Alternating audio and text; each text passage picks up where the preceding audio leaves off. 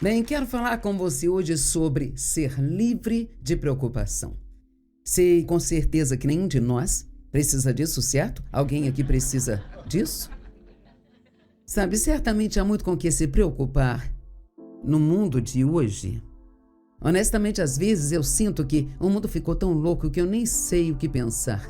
Nós ouvimos coisas que nós não conseguimos nem raciocinar, mas eu sei que é fácil dizer, não se preocupe, mas a questão é que isso realmente não faz nenhum bem e também não resolve o problema. E eu tento pensar nessas coisas como praticamente é fácil para mim estar aqui e dizer, não se preocupe. Eu não tenho nada em particular no momento com que me preocupar, mas isso não significa que quando tenho algo não fique tentada a me preocupar, nem significa que não começo a me preocupar. Mas descobri algumas coisas ao longo dos anos que me ajudam. E uma delas é, quanto mais você anda com Deus, quanto mais experiência tem com Deus, mais você confia nele. E quanto mais você confia nele, mais fácil é não se preocupar. E a outra coisa é, e esta é uma parte muito importante deste ensinamento, é o que você acredita sobre a oração, o quanto você realmente acredita que Deus ouve suas orações e que Ele as responde. E aqui novamente, quando você realmente tem uma experiência com Deus, e nos últimos, eu diria 3 anos em particular, eu realmente prestei mais atenção às orações que Deus responde para mim. Acho que às vezes oramos pelas coisas e depois Deus responde e esquecemos que havíamos pedido. E sabe, às vezes leva um tempo até que Deus responda e às vezes é imediatamente, nem sempre conseguimos entender. Ele sempre tem suas razões para o que Ele faz, mas a preocupação nos deixa absolutamente tão infelizes. E sabe, você só tem uma vida para viver e a Bíblia diz que Deus realmente nos predestinou para vivermos uma vida boa. Então, muitas pessoas pensam, quando vem a palavra predestinação, que significa que tudo tem que acontecer, porque Deus disse, mas isso não é verdade. Isso significa que essa é a sua vontade. Deus quer que tenhamos uma vida boa. Eu quero que todos acreditem que Deus quer que você tenha uma vida muito boa. E acredite, nem tudo depende de Deus. Muito disso depende de nós. Veja, Deus nos diz em sua palavra como ter uma vida boa. Mas, a menos que apliquemos esses princípios, então não importa o quanto você seja nascido de novo ou até mesmo o quanto você ame a Deus, você ainda pode ter uma vida miserável. Tem muitos cristãos por aí miseráveis. Eu sempre digo, uma coisa é ser um pecador miserável, mas não podemos ser santos miseráveis. Então, principalmente, a vontade de Deus é a paz. E a paz é tão maravilhosa. Eu meio que cheguei a um ponto da minha vida, tendo vivido nos 2 sentidos, tendo ficado preocupada, ansiosa, chateada e frustrada o tempo todo, chegando ao ciclo completo para ter paz, e paz a maior parte do tempo. Eu acho que a vida não vale a pena se não tivermos paz. Isto é, simplesmente miserável. E assim, em João 14, 27... E todas essas escrituras são da Bíblia Clássica Amplificada. Jesus disse, deixo-vos a paz. A minha própria paz agora eu vos dou e vos deixo. Eu não vou lá dou como o mundo a dá.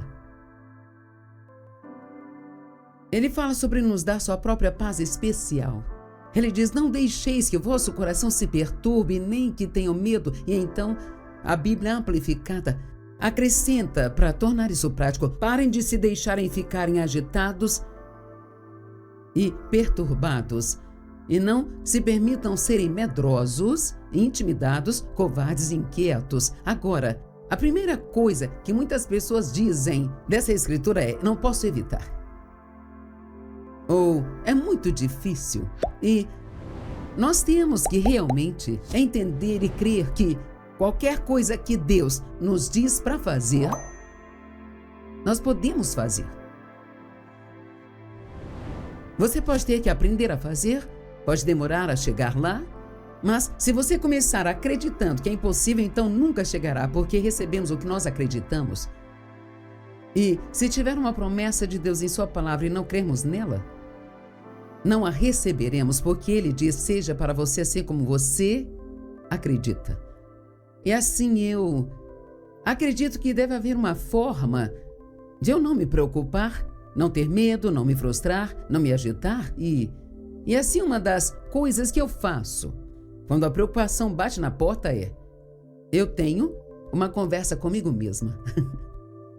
E a maioria de nós fala sozinho mesmo, mas muitas das coisas que dizemos não são muito edificantes, sabe?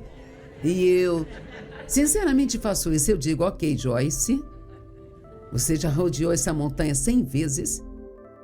Isso não vai adiantar nada, isso não vai mudar coisa alguma. E, na verdade, Joyce, se você se preocupar, vai só tornar isso mais longo. Porque Deus não vai se mover até que você confie nele. Agora, isso funciona por um tempo, então a preocupação volta. E aí, às vezes, eu tenho que fazer isso 2, 3, 4 vezes. Eu também descobri que assim que a preocupação começa, assim que você começa a se preocupar com algo, é esse o melhor momento para agir, para se livrar disso. Quanto mais esperarmos, mais profundamente as raízes serão plantadas. E honestamente, se você puder apenas ter isso em mente, a preocupação não vai resolver o seu problema. Isso não vai resolver o problema. Colossenses 3,15 diz que devemos deixar a paz ser o árbitro na nossa vida. Eu amo isso porque o árbitro no jogo decide o que está dentro e o que está fora. Então, muitas pessoas, eu não quero dizer isso de maneira rude, mas muitas simplesmente fazem coisas estúpidas. Como quando eu saí da casa dos meus pais depois de ter sido abusado sexualmente pelo meu pai, eu realmente eu acreditei que ninguém nunca iria me querer por ter sido abusada. E assim, o primeiro homem que me pediu em casamento, eu disse sim, mesmo sabendo que este pequeno... Sabe, muitas vezes a falta de paz não é não faça isso. Não seria bom se fosse? Mas é mais como apenas um pequeno e desconfortável. Uma coisinha que arranhe seu espírito e... Claro, eu não estava realmente andando com Deus na época, mas eu tinha nascido de novo aos 9 anos de idade, então Deus estava comigo, embora eu não estivesse muito com Ele. E eu acredito que Deus estava me mostrando que ia ser mais um problema, o qual acabou sendo mais 5 anos de pesadelo, sabe? Mas meu filho mais velho, Dave, veio desse relacionamento e Deus diz que ele lhe dará os tesouros da escuridão. E quando eu estava grávida dele, tive um dos momentos mais sombrios da minha vida. E agora ele é um grande tesouro, um amigo e coordena todas as nossas missões. E então Deus definitivamente pega as coisas que Satanás quer usar para o mal e as faz cooperar para o bem. Eu sei que você pode ter ouvido muito esta escritura, mas eu acredito nisso. Sabe, eu realmente acredito nisso. Agora, ele só vai fazer se fizermos as coisas do seu jeito. Eu acho que é aí que nos confundimos. Nós pensamos, bem, sabe, Deus vai fazer isso, mas temos que fazer as coisas do seu jeito. Não podemos ficar bravos com falta de perdão no coração. Não podemos sair por aí falando negativamente o tempo todo. Sabe, há certas coisas que nós temos que fazer porque somos parceiros de Deus. Significa que Ele tem uma parte e temos a nossa. Eu acho que muitas vezes quando nós oramos, eu creio que Deus vai nos mostrar algo para fazer e nosso problema não será resolvido até que nós façamos. Vou dar um exemplo recente da minha vida. Tenho problemas estomacais há anos, muita náusea, diarreia, palavra que não deveríamos falar, mas a gente fala, e muita dor de estômago, sempre enjoada, com um gosto muito ruim na minha boca. E então eu fui a vários médicos do estômago, eu fiz endoscopia, nunca tinha nada de errado. Finalmente disseram, você tem síndrome do intestino irritável. Então eu estava tendo muita dificuldade com o meu estômago e orando sobre o que fazer. E então eu havia feito 2 testes e agora eles iam me mandar fazer um outro. Numa manhã eu fui pesquisar na internet e odeio até mesmo dizer que fui eu que tive essa ideia, porque acho que foi Deus que pôs no meu coração. E eu procurei na internet o que era essa coisa de irritação. E uma das primeiras coisas que eu li, e havia um certo adoçante artificial que foi citado lá. Na verdade foram 4. E havia umas bolinhas que eu comia cerca de 2 pacotes por dia.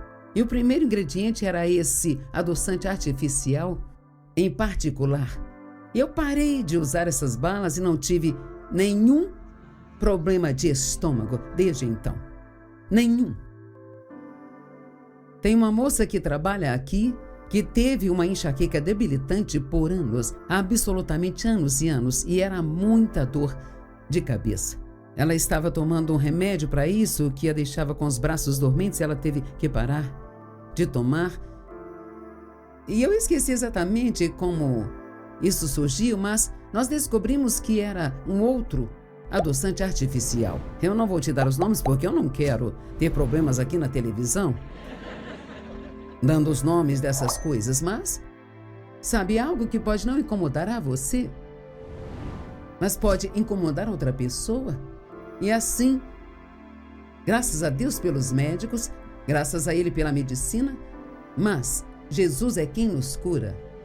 E sabe, eu sempre vou até Ele primeiro e peço para Ele mostrar o que está errado, mas quero repetir, às vezes o que Ele mostra é algo sobre o qual você tem que fazer algo.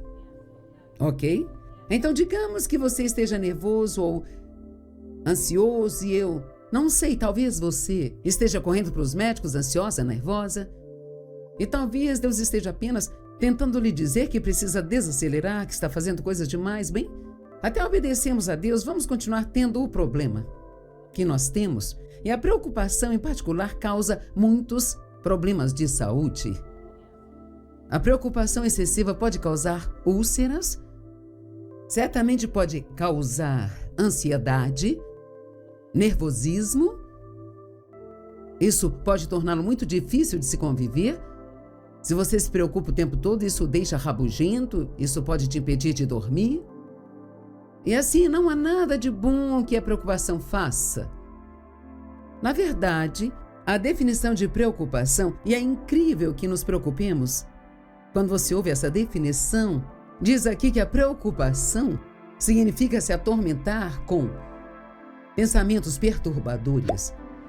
Agora, certamente somos inteligentes para não nos atormentarmos. Sabe, o diabo faz esse trabalho excelentemente, mas... E não é isso que a preocupação faz? Isso só te atormenta. E você, tendo os pensamentos, então você está atormentando a si mesmo? Sentir-se desconfortável, ansioso ou perturbado, se atormentar com aborrecimentos, cuidados e ansiedades. Isso realmente está num dos dicionários que eu li e parece estranho, mas é verdade. Ela diz: agarrar pela garganta com dentes e tremer ou sacudir. Então, é como, sim, quando o inimigo vem atrás de você, é como se ele pegasse na sua garganta e apenas, sabe, roubando cada pedacinho de paz que você tem. Mas precisamos aprender a realmente checar se temos paz ou não. Agora, eu vou te dizer algo bem ruim. Você pode ter uma falsa paz. Tenho que dizer isso. E assim, a outra coisa que vai ajudar, quando você realmente quer saber se o que está prestes a fazer é a vontade de Deus, é expirar. A nossa coisa favorita, não é? E tem uma coisinha que eu digo: deixe as emoções diminuírem e depois decida. E quero te sugerir que nunca tome uma decisão importante, principalmente quando as emoções estiverem altas ou estiverem muito baixas.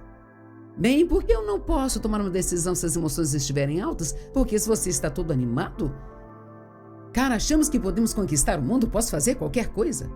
Mas, então essas emoções vão diminuir.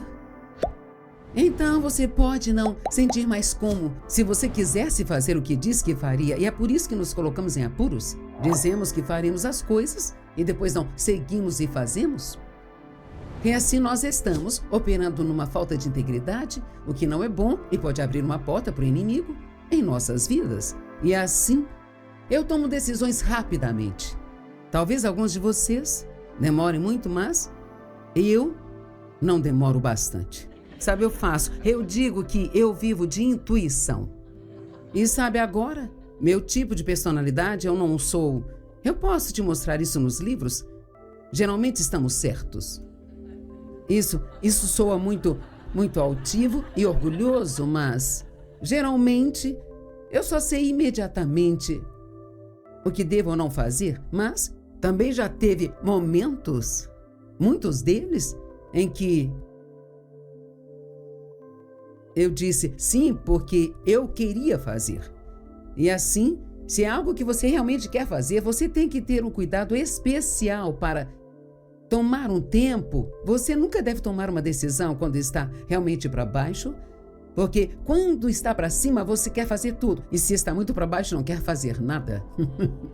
Então, você tem que esperar até as emoções se acalmarem. Digamos que vamos comprar algo. Você vai ao shopping buscar o par de óculos que encomendou e não pretende comprar mais nada, mas você passa na frente da vitrine com 70% de desconto. Uou! Vocês já perceberam que às vezes você pode estar se sentindo mal, mas quando vai às compras, você supera isso bem rápido?